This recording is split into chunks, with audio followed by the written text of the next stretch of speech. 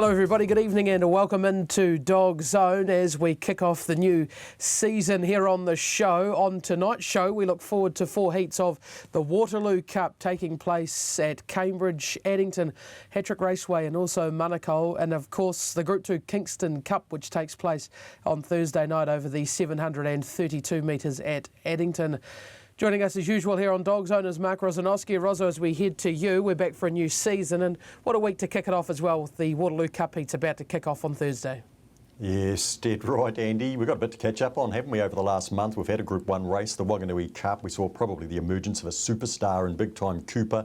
He'll come up in discussions, of course, for the Waterloo Cup. He has been beaten a couple of times since then. Some young dogs down your way that are setting the tracks on fire. We've had a prominent retirement and now we launch into the Waterloo Cup and of course the Group 2 Kingston Cup being a straight final. Andy, we're straight into it again. Doesn't seem like there's much downtime in the greyhound calendar these days. Yeah, there certainly is, and it's just Group 1 after Group 1 at the moment. And speaking of Group 1s, let's have a look at the Waterloo Cup futures market where Dinah Dave is a $3.50 favourite for it over Penny Mac, one of the local hopes at $4.50. Big Time Cooper, who Rosso just mentioned, at $9. Robson, $9. And Rosso, I reckon you're going to suggest that M Grand Park a little bit of each way value. Well, funnily enough, I'm not, Andy. I'm worried about his draw in box 8, and the Manukau heat has come up as being a very, very tough one with Robson, Penny Mac, Thrilling Talk drawn into that heat as well. Crikey, yeah, Rick didn't even get a start there. He ran second in the Wanganui Cup a few weeks back. So I'm looking there at a couple around the $9 mark that I wouldn't mind backing. And they are Big Time Cooper, who's in the Wanganui heat Friday, and Robson, who's in the Manukau heat on Sunday, having won his last start at Manukau in his first race day appearance. Going back to earlier this month, Andy. So I think there's a couple around the $9 I'd be prepared to spec there. Look, Dinah Dave 3.5, I love the dog. I'm an unabashed fan, but I couldn't back him at $3.50. Just the nature of the way he runs. I expect him to get through from Christchurch, but there's no guarantee of that. And then, of course, he has to go to Manukau, and he'll be taking on what's going to be a pretty hot field there, Andy, unless there's a few upsets over the next few days. Let's have a lock at the Cambridge heat. It'll take place on Thursday afternoon, the first of the 4 heats. Here's a look at the market for it. Thrilling Vice at $3, Keysile at $3.20, Zipping Buddy next best at $6.50. And Ros, I think the most interesting thing out of this heat, the favourites, the First Reserve and Thrilling Talk. And Andy, it shouldn't be the biggest talking point. It's like talking about referees after a really good game of whatever sport you fancy, but Thrilling Talk should not be on the ballot. We'll save that for another day. He at least gets a go at Manukau, but he would have been much better off here. Now, at his last start, he finished last here after getting checked and injured in a Group 2. He's a Group 1 winner. He's got an incredible record, and yet there are dogs in the race, and no disrespect to them, that won a Class 4 sprint last start, albeit a runner-up in a Group 1 earlier in the season, well, last season it was now. But this is Thrilling Vice. He's in front from box number 1. He holds out Keysile, Penny Mac 3rd, and Robson in 4th spot. So it's a good race to show. Thrilling Vice has won from box 1 since this race, and that was at Manawatu. He's not a hard railer or anything as such, Andy, but he does hold his position. And that was Big Time Cooper, who blundered the start a wee bit, worked to the lead. But Thrilling Vice doesn't like to give up his spot, and he'll put in his right shoulder. His last start, he jumped poorly at the Manawatu, and he tried to get back into the race and got up on heels. I think we can forgive him that, and he's going to be tough to beat. But I know that Karen is bitterly disappointed that Thrilling Talk isn't in there, because it would have been a much easier way for him to get to the Waterloo Cup, coming back from an injury. He's been back in work a couple of weeks. It would have been a softer way for him to make his way to the Waterloo Cup final. It's going to be very tough for him, first up over the 527 metres at Manukau. But on that, Thrilling Vice, clearly a tough dog to beat. And we saw Keysile there, Andy, and Keysile's in box 7's been in really good form since as another key contender. Certainly is, and I think outside of those two, Zipping Buddy, another one with a chance. He was involved in that no race that took place at Cambridge last week. He was driving underneath them off the red rug on that occasion when the lure broke down. So I think he's another one as with an each-way chance in that Cambridge heat.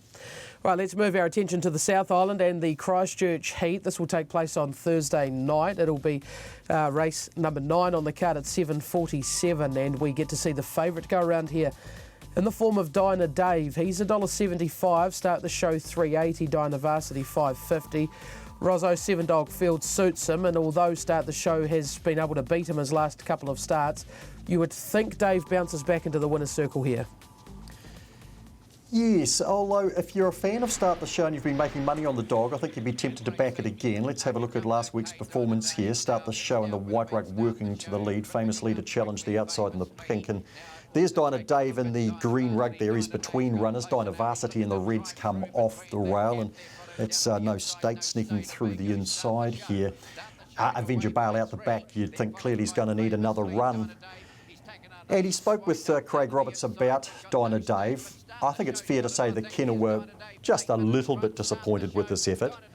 He had to work very hard just to get to second, but they have had a good week with him, and I think that's critical. He does draw in a wee bit closer. As you say, it's a 7-dog field. He's probably going to get a more prominent position. He's probably going to be a better dog, and consequently I've got him on top. But you can't knock Start the Show on what he's done the last 2 weeks. It's almost been a carbon copy of his wins over Dinah Dave.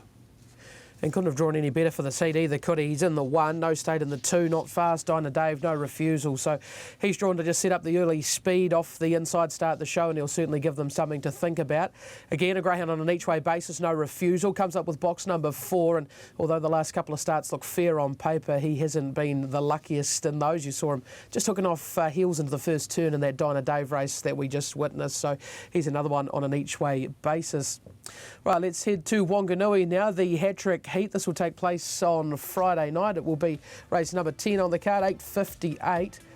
Big Time Cooper 185. Nature's Gent Big Time Rod 460, 480 for them. And Rozzo, you spoke about Cooper earlier. He's starting to emerge as a potential superstar and maybe one of the better New Zealand breds we've had come out of New Zealand. So $1.85. If he can get the early lead, he's pretty hard to beat. I expect him to qualify here, and I expect Big Time Rod to qualify too. I would have thought Rod might be second favourite here. Look, I love Nature's Gent as well. He's a triple Group 1 winner. Let's have a look at them last week. Now, Big Time Annie, the sister, beat Cooper to the bend, and they went through in 4.99. Well, we know that Cooper can run sub 4.90 and has a couple of times, and Rod got across to the inside here and finished him off. He looked the winner a long way out. Cooper is showing more fight. He's been beaten in his last 2 races, Andy, but he's looked more of a race dog. I think for the future that's good for him. Tyson's Quest 3rd. He runs out of room late, Tyson's Quest. He ran a big race. Nature's Gent in 4th spot.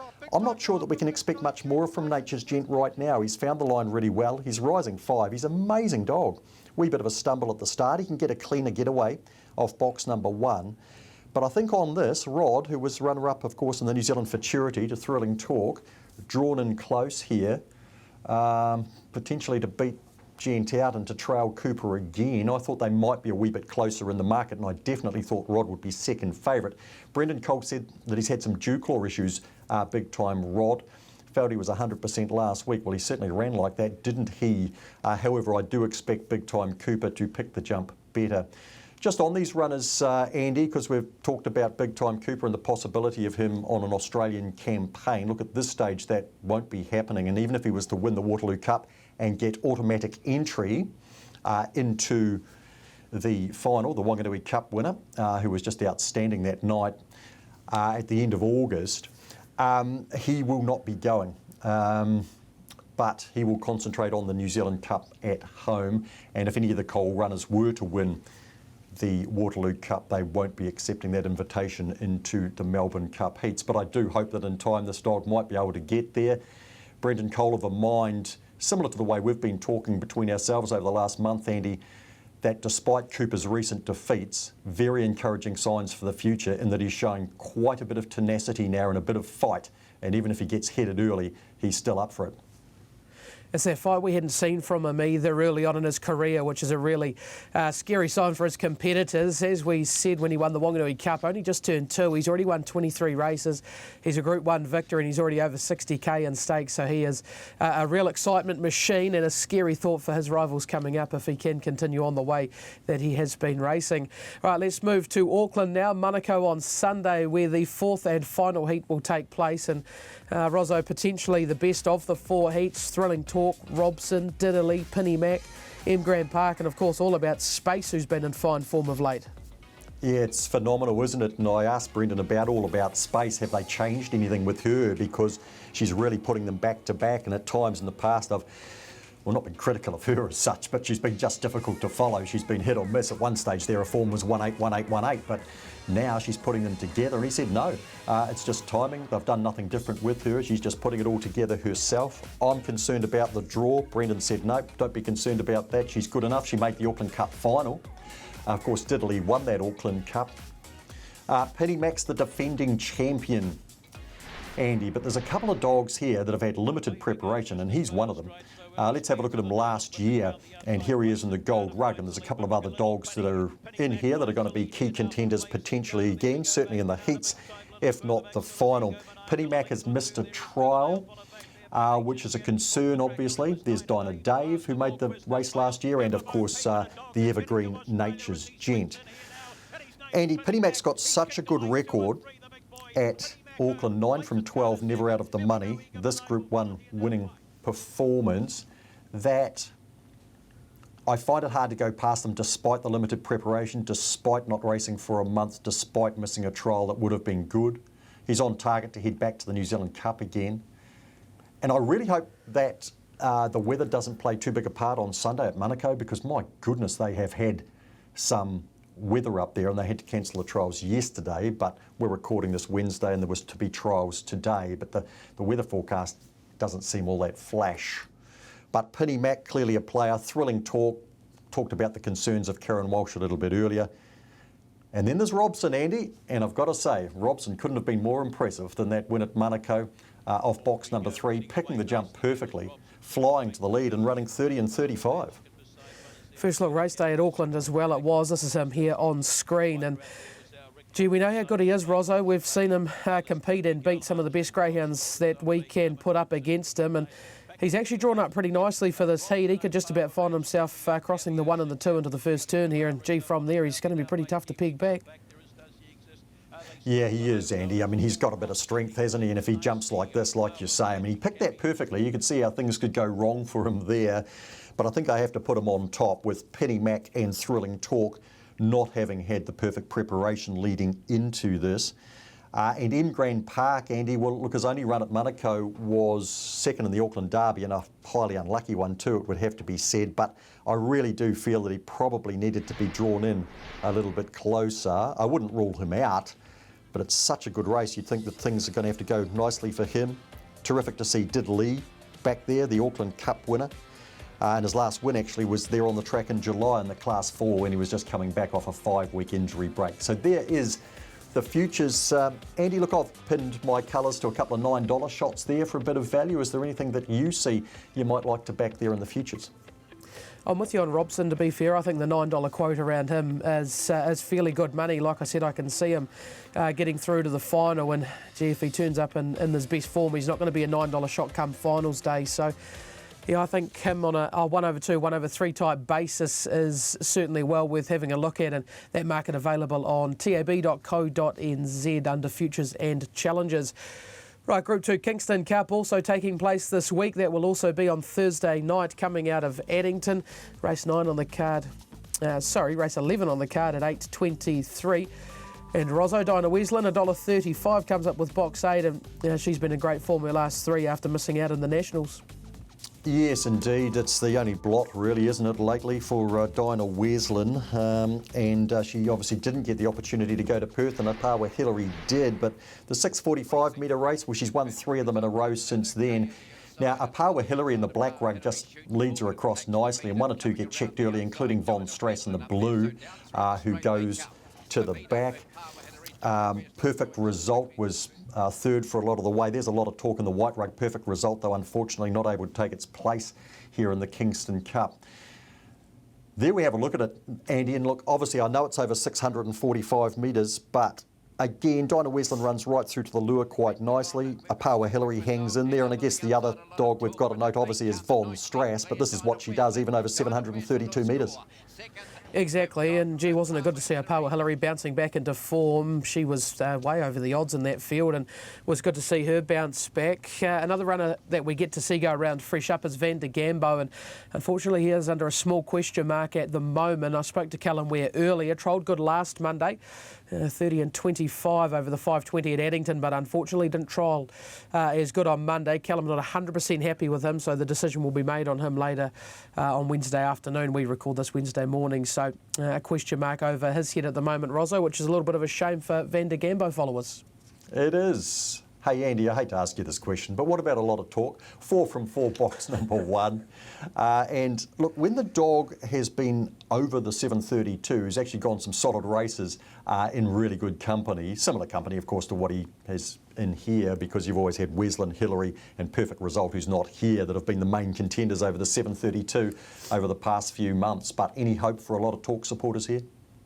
Oh, gee, I don't know what to do with them. We're at our first show back and you throw a question like that at me. Sorry. I don't really know what to make of him, to be honest. I think Opawa Hillary won't help him. She'll want to get to the rail and get in his face early, which, as we all know, is a bad recipe for a lot of talk. So I think things could go bad for him early on. But, gee, Rosa, you couldn't rule the dog out altogether, could you? I mean, we know how good he is. I've thrown him in for 4th, obviously. But, yeah, geez, you throw a curly one like that at me first show back, it's not on.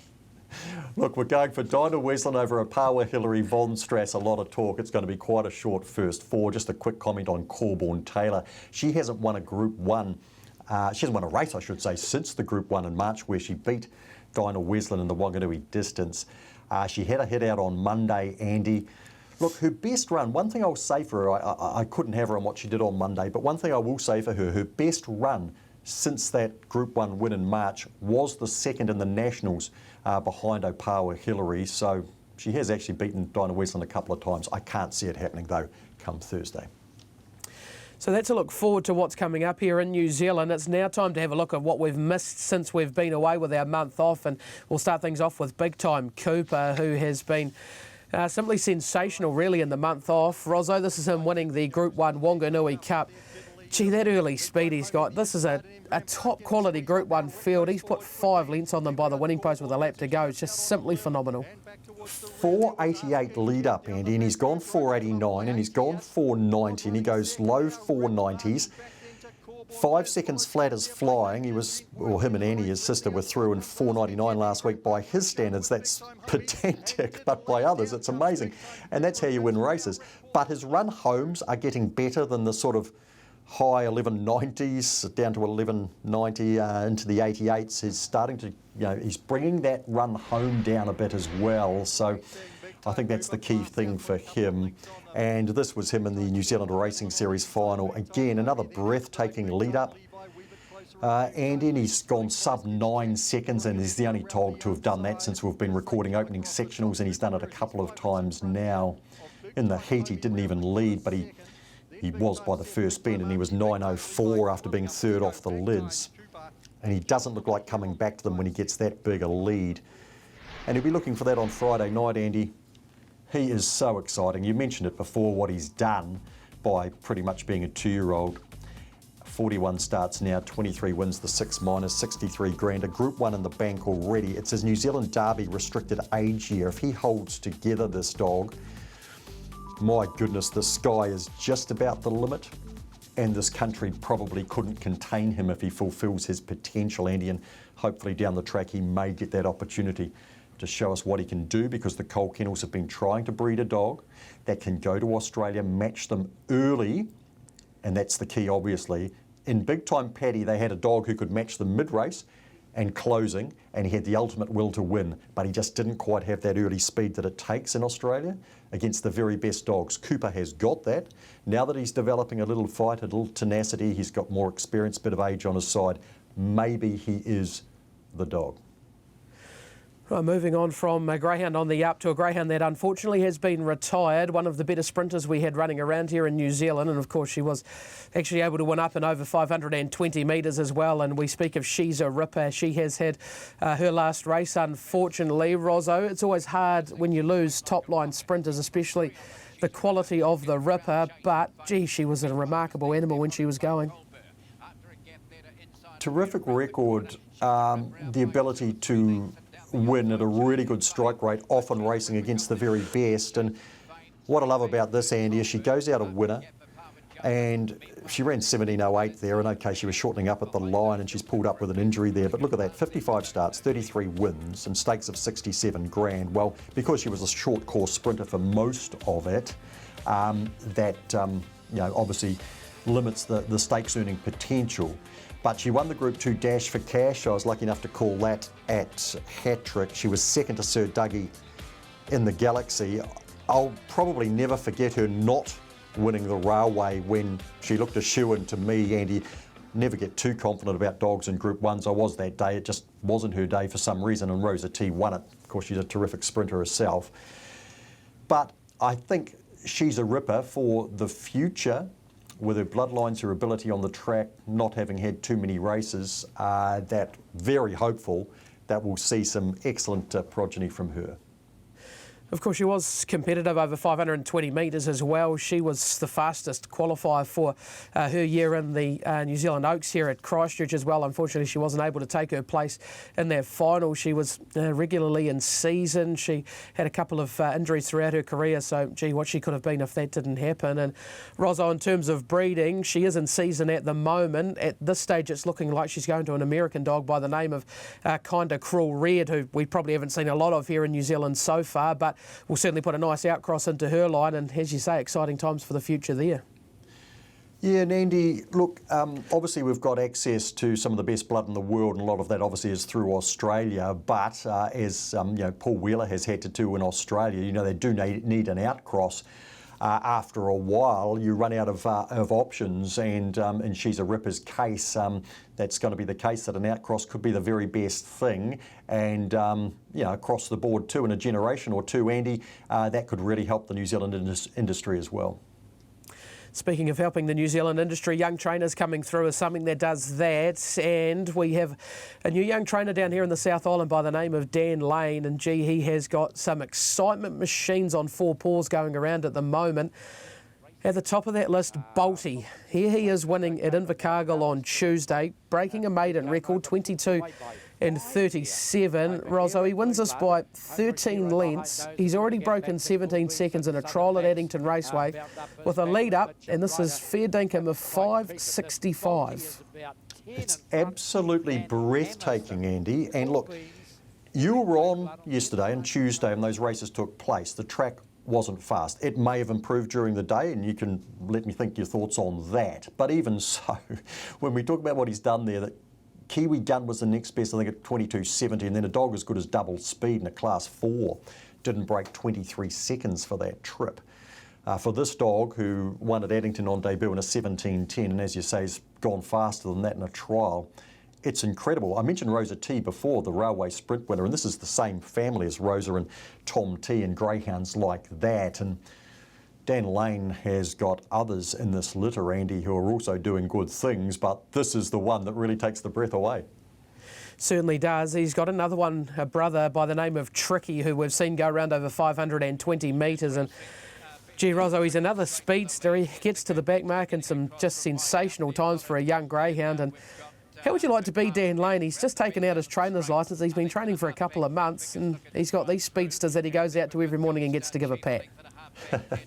Well, I guess with that could come some pressure, Andy. And, I don't know young Daniel, but I certainly wish him well. And by the end of the season, Andy, we could be looking at a player in the strike rate trainer of the year, because, in the past we have sort of the regular contenders like Karen Walsh and Dave and Jean Fahey. 50 starters is the limit, and Dan's going to rack those up with this litter. And obviously at the moment they're starting at the bottom, work their way up through the grades. It'll get tougher for them, of course, but there's plenty of wins to come as they advance and find their top level. Andy, I'm interested. You've got a lot of experience training. If you had a dog like Bolty, and we're not far away from the richest short course sprint in New Zealand on your back doorstep, the Galaxy, and you're required obviously to take on some hardened, experienced professionals that can run fast, maybe not as fast even, but fast enough. Would you be tempted to have a crack? I think you'd have to be. I mean, as we say very often on the show, a year's a long time in greyhound racing, and Group 1s for the sprinters don't come around often. So, gee, I think if he goes around next week and even the week after and he can get up to Class 2 or Class 3, which he's going to do very, very easily, then I think you'd be tempted to have a go. He's got the early speed to match the best of them as well, which is a big, big thing as well. And Rosso, just for those who don't know, Dan, he's of course come through the tutelage of one Raymond Harold Adcock, as has Michael Fuller, another new name down there in Canterbury. So it's good to see Ray passing on the knowledge and a couple of fellas coming through under his tutelage. Yeah, and Ray celebrated his 85th birthday not too long ago, and Ray hasn't been keeping the best of health over recent times, and was actually at your wedding to Janine, where I had my last decent chat with Ray, and he's a font of knowledge. He's a guy that I learned a lot off when I first got into greyhound racing. He trained my first ever greyhound that went around. And throughout the years, obviously John McInerney started out with him in a training capacity. So, look, the industry owes Ray a great deal, and it's terrific that that knowledge is being carried on now by younger men. It certainly is. It's now time to look forward to our bets of the week in the next week in greyhound racing. Rozzo, we'll let you kick things away. Where are we heading to put our dollar each way this week? Okay, Andy. Well, I'm going to obviously concentrate here on the Central Districts. Downgraded and dangerous race 1 at Wanganui on Friday. Big Time Chris. I think you can probably follow him up from box 7 on Monday. Hey Fernando off box 5 has had no luck in his second and finishing back in 7th on Monday. He was dead stiff and a real eye-catcher last Friday. You'll have to hold your breath from box 5. Inside info, well, that's about the inside draw for Big Time Jasmine. Box 2 on Friday, box 1 on Monday. I think you can follow her with more confidence, who defeats from wide draws. Big Time Nash, 410 metres, looks ideal for him to break maiden status finally on Monday at the Manawatu. And Simply Smooth is going around on Friday, but it's box number 3 that I like. On Monday, drawn in close is the key for her. Now, Philippa Morris concentrating on the north. Billy Bright, race 5, number 7 at Cambridge. Kiwi Gal there as well in race 6, number 2. In race 8, it's number 3, Thrilling Katie. And 4 for Cambridge with Suspicious Minds in race number 9, drawn the 5. And follow Suspicious Minds through on Sunday at Manukau. That'll be meeting code 9, race number 5. Andy, for you. Yeah, that's where you and Philippa are going. In terms of me, I've just found 2 this week. Found it hard down here in Canterbury. Each way all day around Test in the 10th. Comes up with box 3. That's on Thursday night. She's been racing really well of late. And Creme Brulee is in a really nice New Zealand Racing Series final against dogs like Opal with Toddy and Tricky, who we just showed. But Creme Brulee, I think, can go close. And the newbie on the block, Blake Stothart, joining the tipping ranks, flops the red. Corborn Cruise, Addington on Thursday night. Caller's Curse, Trevor Wilkes looking to get his maiden victory on Friday at Addington. And Noisemaker looking to lead them all of the way, the first at Manukau on Sunday. That's about all we've got time for here on the show. Rozzo, as we head back to you, thanks for joining us once again and the hard life you lead. We've already had a month off and you're going to take next week off as well. I am. School holidays will be tougher doing that than working here, I can assure you of that, Andy. Just on Blake Stothard, Blake's a young fellow with tremendous enthusiasm and knowledge on greyhound racing across New Zealand and indeed across in Australia as well. Reminds me a little bit of me about 3 decades ago. I don't know if that's a good thing or not, Blake, but anyway, all the best to you. It's great to have you on board. Blake does a lot of the tip sheets, Andy, as you're aware, in the Punters Lounge, and are well worth following. Only 3 decades, I'd say it's probably more like 4, but that's all we've got time for here on DogZone. We'll catch you next week with more reviews and previews of greyhound racing from around the country, but until then, happy punting.